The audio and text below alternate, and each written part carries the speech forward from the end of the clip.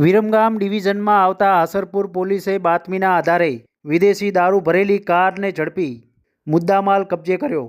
વિરમગામ હાસલપુર પોલીસે બાતમીના આધારે પેટ્રોલિંગ દરમિયાન એક બ્રેઝા કાર શંકાસ્પદ જણાતા તેનો પીછો કરતા કાર ચાલકે પોતાની કાર આસરપુર ખાતે સરની ઓફિસ પાછળ આવેલા ટીપી રોડ ઉપર કન્ટેનરની આડમાં મૂકીને નાસી છૂટ્યો હતો, જેમાંથી બોટલ નંગ 198 તેમજ બિયરની બોટલ નંગ 96 કિંમત ₹86,400ના મુદ્દામાલ સાથે તેમજ ગાડીની કિંમત ₹4 લાખ એમ 4,86,000ના મુદ્દામાલ પોલીસે કબજે કર્યો હતો।